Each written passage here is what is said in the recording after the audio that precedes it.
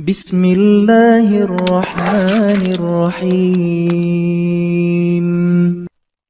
Orang berpikir heran, apa yang mereka kejar ke Palestina? Andai ada orang ingin merebut Irak, masuk akal. Merebut Irak karena banyak sumur-sumur minyak. Andai ada mau ekspansi ke Kuwait, masuk akal, karena sumur minyak di Kuwait banyak. Kenapa kembali ke Palestina? Ada apa? Tanah yang tandus, tanah yang kering kerontang. Mereka ingin membuat sebuah negara dengan keyakinan akan turun Mesias, sang juru selamat yang dijanjikan oleh Tuhan, dengan syarat orang-orang Yahudi mesti kembali ke negeri yang dijanjikan Tuhan. Yang kedua, Mesias sedang menunggu. Mesias melihat ke bawah. Kalau dia tengok di bawah masih banyak gurun pasir, dia tidak mau turun. Dia ingin melihat hijau. Kalau sudah dibentang karpet hijau, baru dia turun ke bawah. Maka yang dimaksud dengan hijau itu adalah ditanami tanaman-tanaman hijau, penghijauan yang luar biasa. Dan ketika Israel masuk ke Palestina, mereka ambil tanah itu, mereka hancurkan rumah orang Islam, mereka buat tembok panjang. Penjara terbesar dan terpanjang di dunia adalah Palestina. Mereka kurung orang Palestina. Mereka buat tembok beton yang tinggi, panjangnya 700 km lebih. Dari Pekanbaru kita lihat, Anda menuju Medan Sumatera Utara 600 km. Mereka membuat tembok tinggi 700 km. Bayangkan, umat Islam terisolir dan mereka tanami hijau-hijau. Makanya Allah berkuasa. Allah mau tunjukkan kuasa, lalu Allah buat tanaman hijau itu menyala. Dalam pokok yang hijau itu menyala beberapa bulan yang lalu. Heran orang, Allah mau menunjukkan kekuasaannya. Kalian tidak mau tolong Palestina, aku yang akan menolongnya. Tanaman yang hijau yang mereka tanam itu tiba-tiba terbakar. Tidak ada yang bisa mematikannya. Sampai-sampai reporter wartawan Amerika mengatakan, tidak ada yang bisa mematikan kebakaran ini kecuali Tuhan, karena Dia yang membakarnya. Mengerti keadaan kita zaman sekarang. Jangan sampai dikatakan Palestina bukan urusan kita. Ini kan masalah politik. Indonesia ya Indonesia, Palestina ya Palestina. Antum tidak mengerti masalah dunia. Palestina adalah masalah umat Islam. Subhanalladzi asra bi'abdihi. Maha suci Allah yang sudah memperjalankan hambanya minal masjidil haram, dari masjidil haram ilal masjidil aqsa, masjidil aqsa, masjidil aqsa Palestina. Kita yang tertulis dalam kitab suci kita bahwa kita punya ikatan emosional. Kenapa kita tidak yakin itu? Yahudi ajarannya dibuat-buat, ajarannya mitos, tapi mereka punya keyakinan yang luar biasa. Mereka rebut negeri itu, mereka kuasai, mereka hancurkan negeri musuh. Atas dasar apa? Keyakinan bahwa Mesias akan datang. Yang kelima, apa yang mereka lakukan untuk Palestina? Mereka meyakini ada Temple of King Solomon, tempel, kuil King Solomon, Raja Sulaiman. Datang pula orang Indonesia latah, dikatakannya Sulaiman ini kerajaannya bukan di Palestina, di Yogyakarta, Sleman. Kata dia, King Solomon itu punya tempel kuil, dan Temple of King Solomon letaknya pas di bawah Al-Masjidil Aqsa. Apa maknanya? Mereka mengeruk setiap hari, bulldozer, traktor, ekskavator, terus mengeruk keliling Masjidil Aqsa. Mereka ingin meruntuhkan Masjidil Aqsa.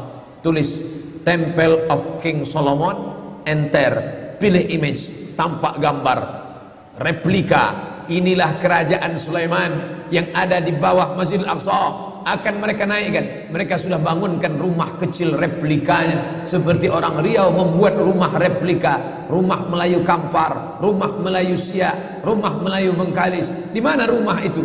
Di Purna MTQ. Anak-anak kita kalau mau tahu bagaimana rumah Melayu Kampar, bagaimana rumah Melayu Siak, bagaimana rumah Melayu Pelalawan, pergi ke sana. Sebagiannya ada, sebagian tak ada, entah kemana perginya. Tapi mereka membuatkan itu. Inilah dia replika kerajaan Temple of King Solomon. Artinya apa? Mereka ingin menghancurkan Al-Masjidil Aqsa berkeping sampai akhirnya disitulah nanti kemarahan umat Islam. Entah marah entah tidak, melihat gayanya tak marah. Kalian hancur-hancurkanlah. Banyak lagi urusan kami sibuk dengan ini. Tapi akan ada hamba-hamba Allah, la tazulu fi ummati ta'ifatun min ummati, akan tetap ada sekelompok umatku yang memperjuangkan agamaku, kata Allah Subhanahu wa taala. Yang terakhir, yang kelima, akan turun Mesias. Kapan itu terjadi? Ketika terjadi perang besar. Sebetulnya dalam agama Islam sudah dituliskan yang dimaksud dengan Mesias itu siapa. Kata Imam Al-Hafiz Ibnu Hajar Al-Asqalani dalam Fathul Bari, yang dimaksud dengan yang dinanti-nanti mereka itu adalah Dajjal. Dajjal itulah sesungguhnya yang sedang mereka nanti. 70,000 Yahudi wara'ad Dajjal. Ada 70,000 Yahudi yang akan berada di belakang Dajjal ketika dia turun nanti. Makanya tiap hari, tiap petang kita berkata, Allahumma inni a'udzubika min azab jahannam wa min azabil qabri wa min fitnatil mahya wal mamat wa min syarri fitnatil masihid Dajjal. Dajjal itulah yang sedang mereka tunggu. Dajjal itulah yang sedang mereka nanti-nantikan. Kita menantikan kedatangan, dia pun juga menantikan akan kedatangannya. Bedanya apa? Mereka meyakininya dengan semangat mereka luar biasa. Mereka bangkit. Umat Islam percaya. Padahal tiap hari dia katakan sebelum salam, Allahumma inni a'udzubika min adzabi jahannam wa min adzabil qabri wa min fitnatil mahya wal mamat wa min syarri fitnatil masihid dajjal. Tiap hari dikatakan, tiap hari diucapkan. Tapi dalam hati, betul tak Dajjal ini datang? Entah iya entah tidak. Mereka yakin Dajjal akan datang, tapi mereka katakan itulah pemimpin kami, itulah Tuhan kami, itu adalah jelmaan daripada Tuhan kami, itu yang akan menghancurkan dunia, dia akan menjadi panutan kami. Kita berkata itu musuh kami, tapi kita pun ragu entah musuh entah tidak.